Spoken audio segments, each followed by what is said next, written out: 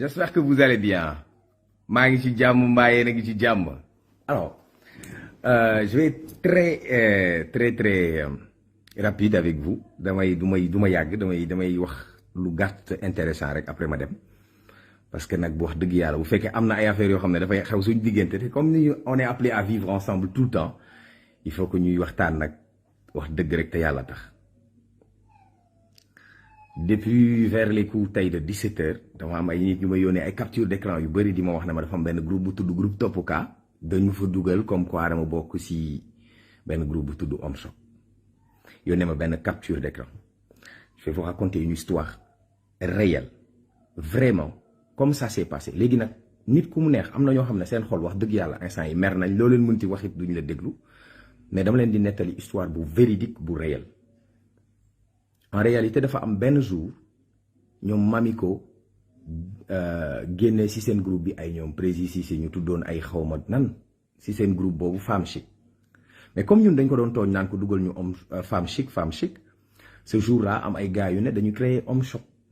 Nous ça nous a fait rire sur le feu de l'action ñu créer benn groupe bi ñu créer groupe bi dugaluñ ma ci moi aussi je me suis offusqué pourquoi ngeen créer Homme Choc pour kaañoonte ak ñoom ay Mamiko Coco très sincèrement loolu moo ma ci dugaloon. Après pour kaañoonte ak ñoom le jour où on m'a inscrit dans le groupe bi ñu ma dugalee dama ñëw bind Deyza Kalla ndax dugg naa. Fin de l'histoire c'était la dernière fois may bind ci groupe boobu parce que awma sax très sincèrement awma sax jot wax dëgg yàlla sama yitte mayuma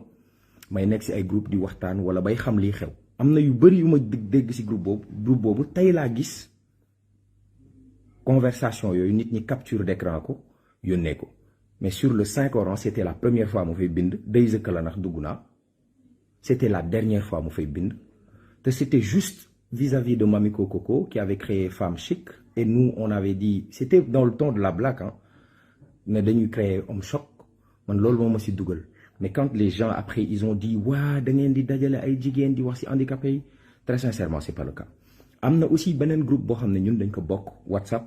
man la ñuy woowee jëwriñ daayira central mais ça c'est des amis qui se retrouvent qui parlent de foot qui parlent de sport qui parlent d'actualité c'est des amis qui se sont connus par le biais de Homme Choc. Mais très sincèrement am na yoo capture d'écran yoo xam ne gis naa ko ñu xawwi ko suturay jigéen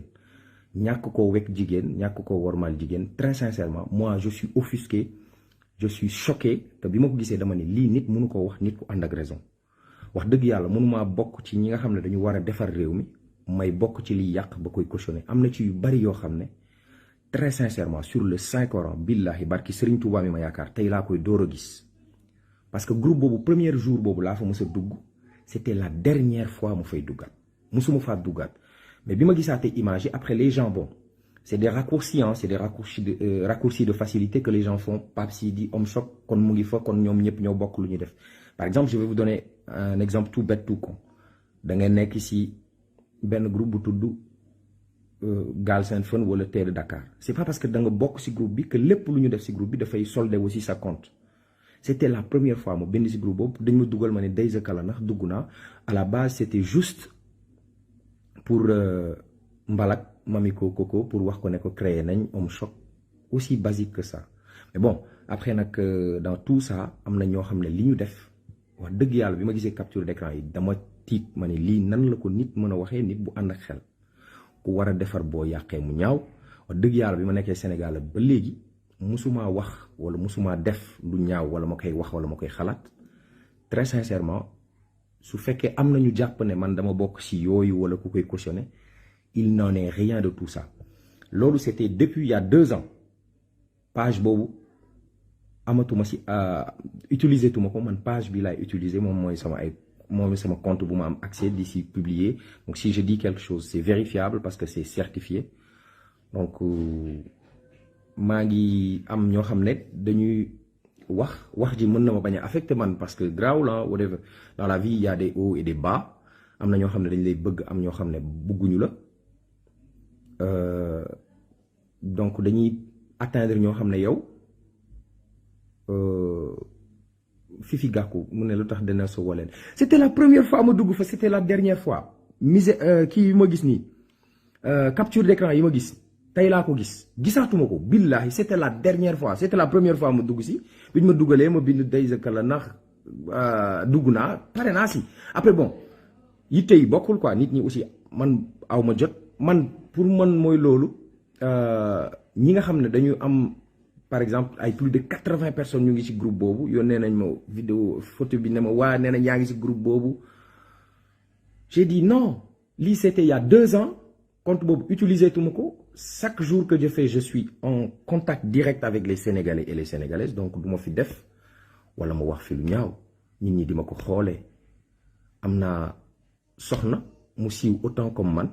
am naa njaboot te ñuy màgg am naa ay nit ñu ma sopp am naa ay nit ñu ma bëgg donc du ma def loo xam ne après dafay gàllankoor dara Homme Choc biñ muy jug ay mbala kase la woon c'était à la base c'est juste pour tooñ ay ñoom Mamiko qui créait Femme Chic ñu fait en fait Homme Choc je me répète mais tey dama waxtaan ak Oumou Khayri Ndiaye ba mu comprendre ne ma mais fais un post Pape Sidi pour expliquer j'ai dit Oumou Khayri c'est pas la peine yow boo comprendre rek grawul mais diggante bi may dem defi course ak bi may ñëw ak sànq dama doon def benn live ak waa Face Rap Galsen ma gis ne ça a commencé à prendre un ampleur boo xam ne dafa mel ne nit ñi après dañ koy jël def ko yow sous prétexte que on a vu une publication qui date de 2021 de toi dans ce groupe-là c'est toi qui dois porter le chapeau wala tu es comme non à la base c'était pour mbalak Mamiko loolu moo ma fa dugaloon c'était la première et la dernière fois ma fay dugg ma fay publier pour wax ne Dayz Kala ndax dugg naa c'est aussi basique et aussi simple que ça après man ça peut ne pas m'affecter parce que moi mun naa am mental d'acier mais pour les autres personnes yi nga xam ne dañ ciy porox ndollu waare jaara ci wax ne waaw sa jabar xanaa yëgu ko ma femme elle est tout le temps quand je suis en train de rigoler avec les gars de Homme Choc yi ma xamanteel Homme Choc ci groupe WhatsApp bi man la ñuy woowee daayira central kii nii jëwrin daayira central on parle de foot on parle de gàmmu on parle de màggal on parle de tout waxuñu fa dara ci lu bon en fait mais très sincèrement ci groupe bële c'était une première fois ma dugg fa et c'était la dernière fois pour nit ñi nga xam ne bañ naa ñu wax ci leneen loo xam ne demewul noonu léegi nag bu fekkee man je suis venu je me suis expliqué parce que Oumou Khayri dafa ma wax ne ma defal poste ma ne ko jaru ko yow boo comprendre rek grawul après quand elle m'a demandé d'insister j'ai dit ok après ci laa comprendre bi ma dikkee bay defaat beneen live ci laa comprendre ne ndakate am na ñoo xam ne ils vont prendre le train en marche et après ils vont dire waa c'est toi qui as fait ça dégg naa yéen ay wax handicapé yi yéen ay wax ay albinos j'ai dit mais d'où comment quand je ne suis au courant de rien de tout ce que tu me dis là ce que j'ai vu là aujourd'hui c'est avec vous que j'ai vu musuma see gisaat leneen après mooy loolu léegi nag am na ñoo xam ne c'est des personnes de mauvaise foi ay nit ñu bon lañ yàlla moo def ñu nekk ay nit ñu bon mais c'est pas parce que da nga bokk kenn ak kenn koñ mu bon yow waa koñ boobu nga da nga war a bon complètement c'est exactement ce qu'on est en train de faire le procès des gens là c'était la première la dernière fois ma si dugg am na ñoo xam ne mën nañ gëm li ma wax comme mën nañ ko bañ a gëm mais bon je tenais vraiment à faire ces éclaircissements pour que nit ñi nga xam ne ils sont dotés de raison et de bonne foi ñu comprendre parce que ay la yéwén yàlla dafa def ñun ak yéen man ci sénégalais yi jëflanteeg yéen au quotidien laa bokk te bëgguma luy gàkkal suñu diggante wala loo xam ne dama leen di xool di sëgg dama bëgg avec beaucoup de fierté quand je vous regarde je lève vraiment la tête ñu continuer di ma tooñ affaire yooyu mooy loolu quoi donc je suis très désolé je vais devoir couper parce que loolu rek laa bëggoon a wax bu amee nag ku ci bëgg a xam leneen plus approfondi de manière à ce que man lu ma si xalaat mën naa la ko bindal je me suis dit naa bàyyi ba suba moo tooñ leen si télé bi mais bi ma gisee mu ngi jël yenn tournure da ngay wax ak nit sax laay kii ñëw ne la waaw am mais après mooy loolu quoi maa ngi jéggalu bu baax pour les personnes qui ont pensé que man dama si am lu ma si bokk wala dara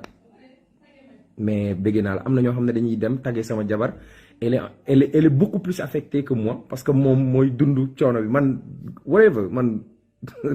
li ko pas taal ngol di waxee quoi naan ko daba mayen quoi mais moom on est en train de la tagger naan ko kaay sa jëkkër def na nangam et elle est un peu perturbée malheureusement moom moo ciy am problème yooyu mais man yooyu grawul si man à la base Homme Choc je répète à la base Homme Choc c'était pour taquiner les femmes de Femme Chic parce que dañu jàppoon ñaar wala ñetti nit ñu duggoon seen groupe boobu ñu génne leen gaay ne nañu créer benn groupe bu tudd Homme Choc pour tooñ leen ma ne leen dugal leen ma gars yi bañ ma dugalee laa dugg def benn post daal ne Day the Kër la ndax dugg naa point barre. C'était la première et la dernière fois jot gi sax mayuma ko ma fay duggaat. C'était juste dans le ay foo la woon ay kaf la woon reetaan mais bi ma gisee capture d'écran yi nit ñi di wax ay nit ñi luñ ciy wax dama choqué. Ça m'a vraiment fait mal. Ça m'a vraiment fait mal te c'était la première et la dernière fois ma dugg ci groupe boobu defe naa bu ngeen vérifier daa ngeen gis mais bon bëgg naa que j'ai fait ce live parce que bi ma doon def 5 live gars yi dañ doon répéter wu tout le temps naan waaye Homme Choc Homme Choc Homme Choc. Je voulais vous dire simplement à la base c'était juste man loolu moo indi ngeen gis sama tour ci loola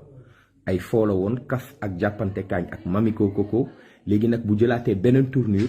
après il est temps nécessaire et normal de vous dire de vous donner la bonne information. maa ngi leen di ziar